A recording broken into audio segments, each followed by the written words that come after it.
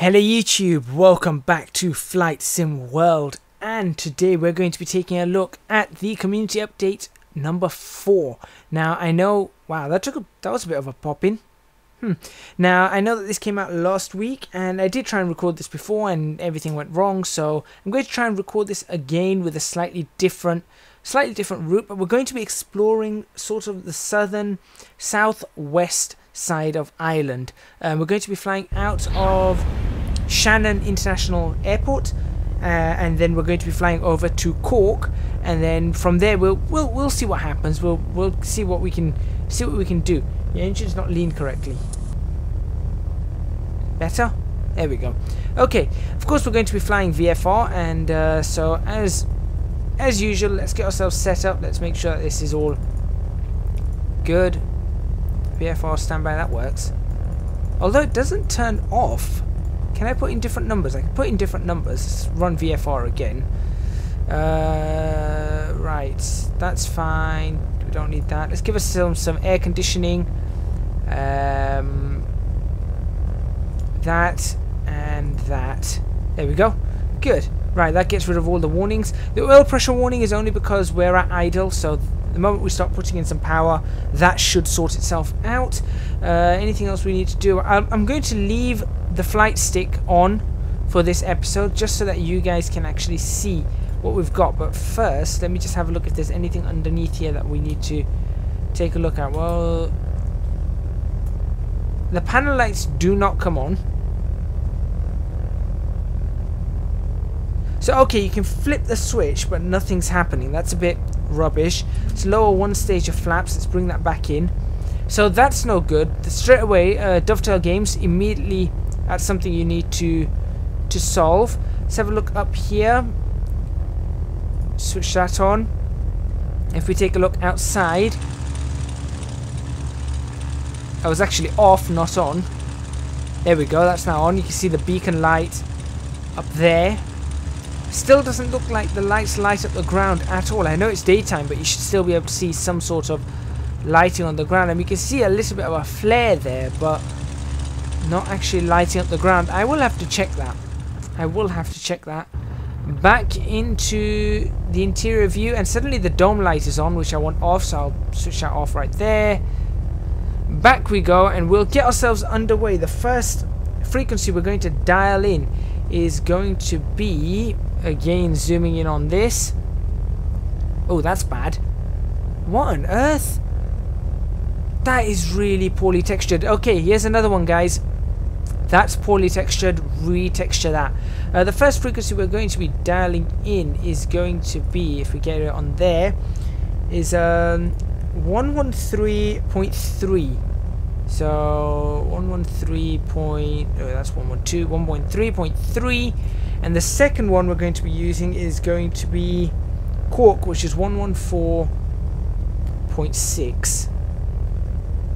There we go. Okay, there we go. We've got the Shannon VOR. We are going to head on a heading of work, please. Why does that not work? Is this in the way? No.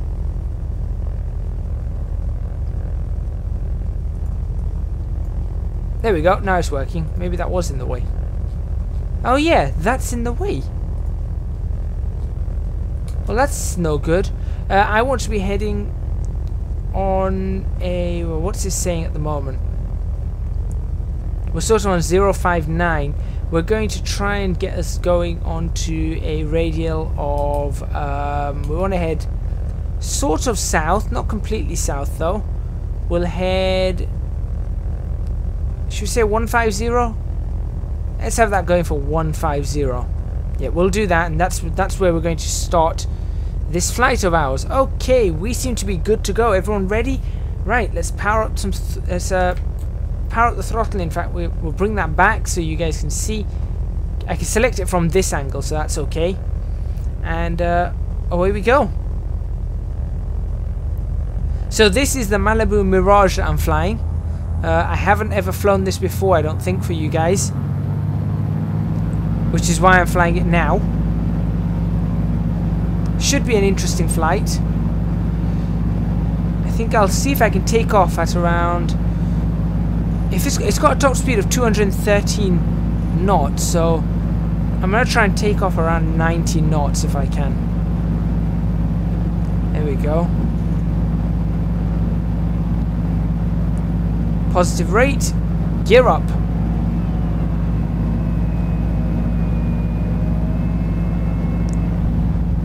100 knots. Flaps up. Alright. Not a bad takeoff, actually. I'm quite impressed with myself there. It's a good takeoff, nice and smooth. Let's look at that takeoff. Using as little of the runway as really possible.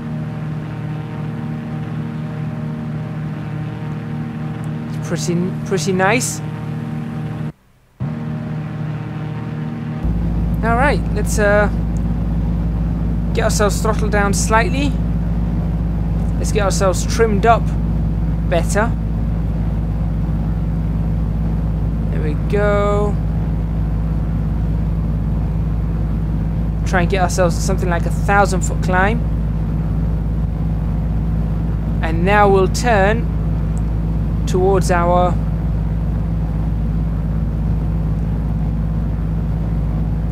correct VFR. Sorry, VFR? Correct radial on the VOR.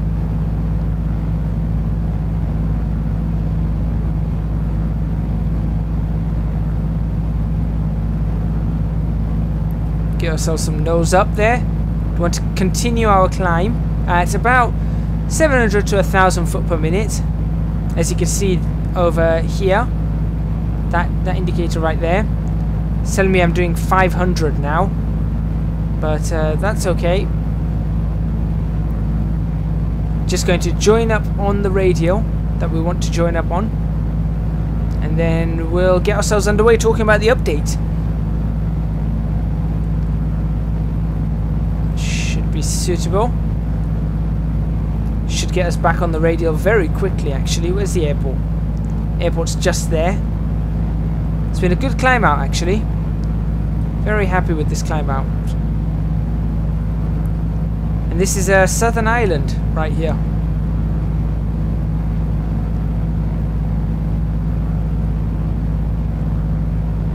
And we're not going to try and fly too high. I think 3,000 feet, maybe 3,500 feet should be good, more than enough. Give it a little bit of rudder trim, little bit of aileron trim. That is now coming up to where we want, so we'll get our heading turned over to 150.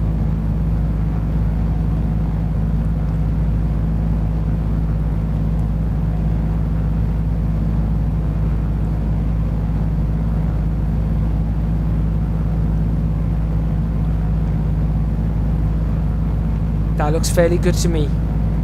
We're not perfectly on the radio, but I think we're in a good situation here.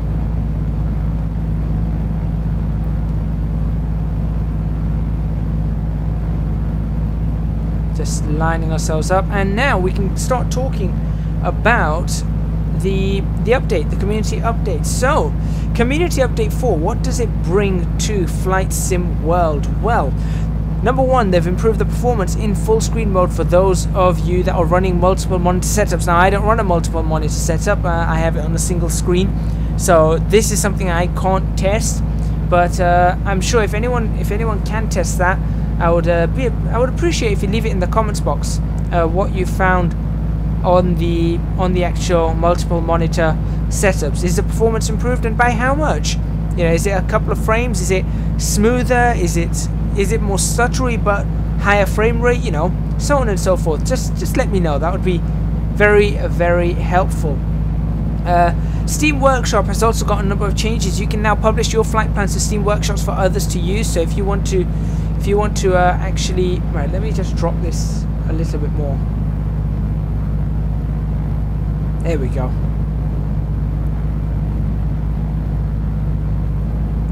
Yeah, that's a little bit better. Okay. You can now also browse, subscribe to, and use. So basically, flight plans are now available to be used on the Steam Workshop for those of you who want to use flight plans, which is, I'm like, okay, fair enough. You know, no big deal there. It's nice to have additional flight plans to be used, but I don't think that's really too big a deal, in my opinion anyway. Of course, people might be able to put in some fantastic flight plans, and maybe those will be a bit of a big deal. Can I drop this? Yes, I can. I can scroll to drop that. Cool. Don't need that drop though. It's pretty good weather. Ooh, I'm sort of seem to be swaying a little bit. Not too happy about that.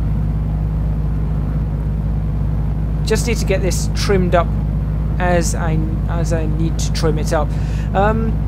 We've also got a number of updates to aircraft, but we're going to check that in a moment. The first thing I'm going to talk about, or the next thing I'm going to talk about, is some additional improvements. These are for some people running AI. The AI PA-18 no longer bounces. I'm assuming this is on the runway. You no longer get any bounce. Ice effects are added to the ice condition mission.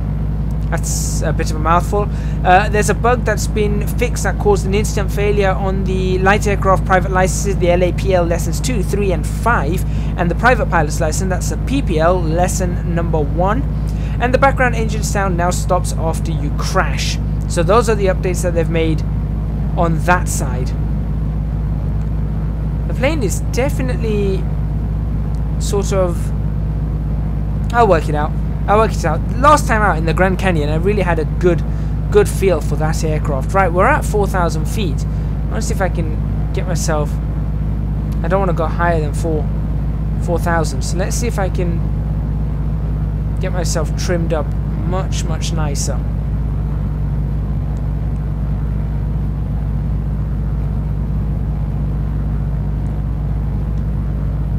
Yeah, see, that would be a decent...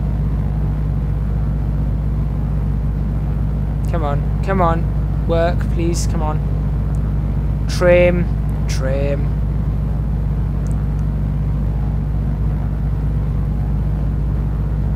Okay, alright, now onto the aircraft. Now I'll talk about this Malibu Mirage last, but I'll go through all the other aircraft and things that I may have noticed on this, as well as what's in the official changelog. So the RV7 has been tuned audio to make the engine sound more powerful at high throttle and more fluid when changing engine speed. So I'm like, okay, fair enough. So that's a bit of sound fixing there.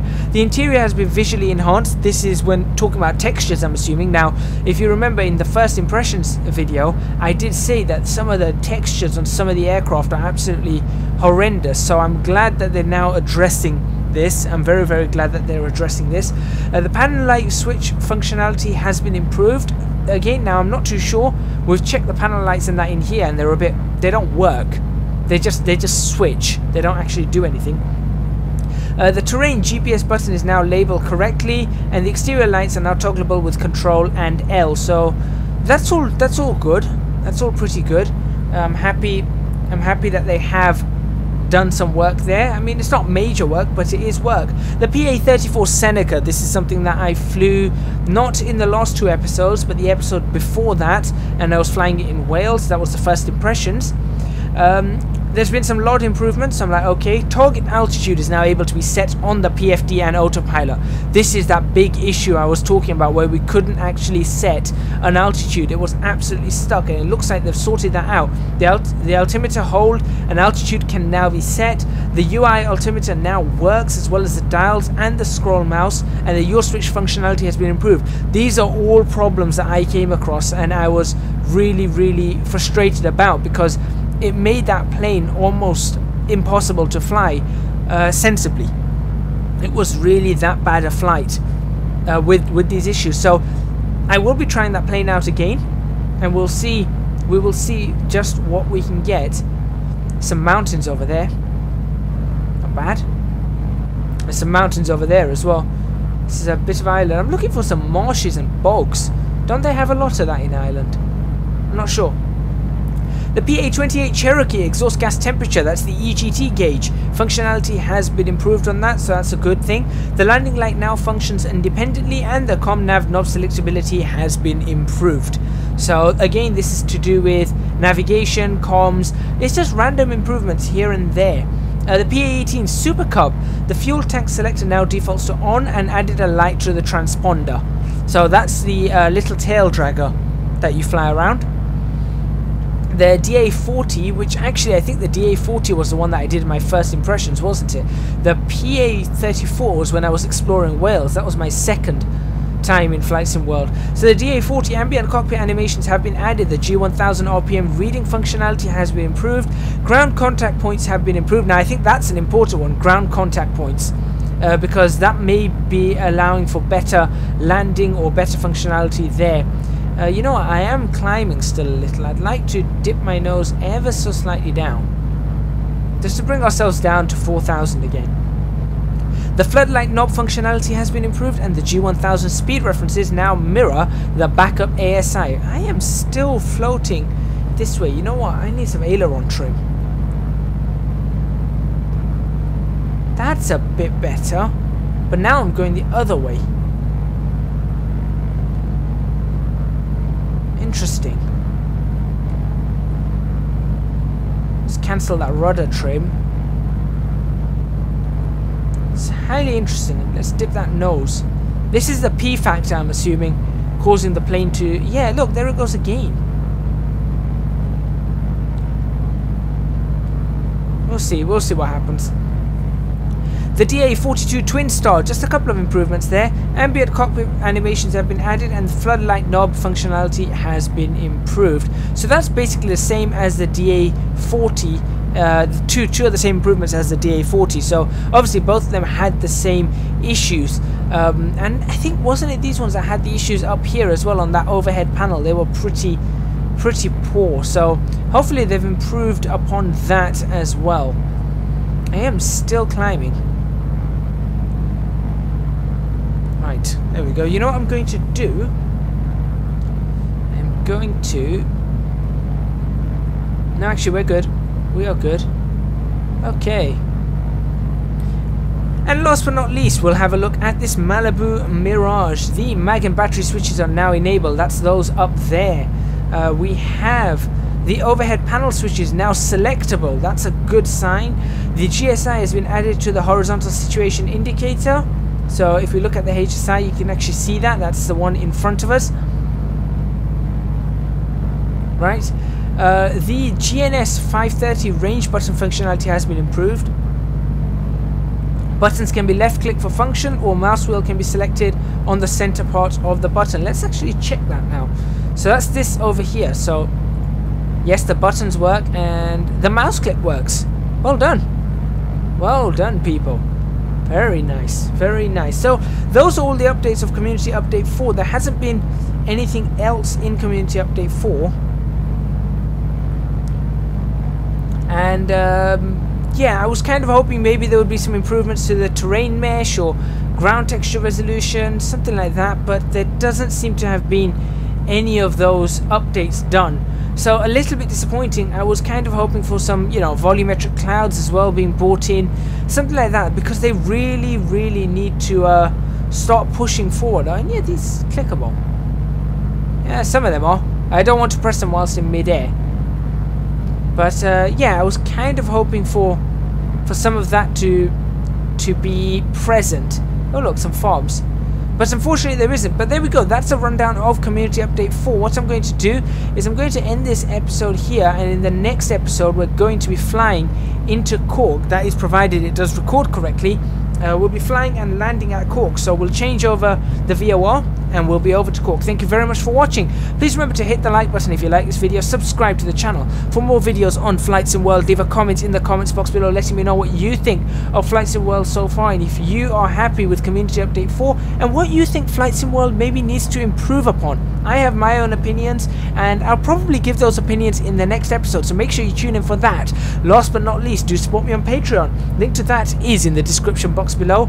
I would massively appreciate your support. It would help me out to do a whole bunch of fantastic things, and it really, I would be able to bring loads more content to you guys if you guys can help me out on that.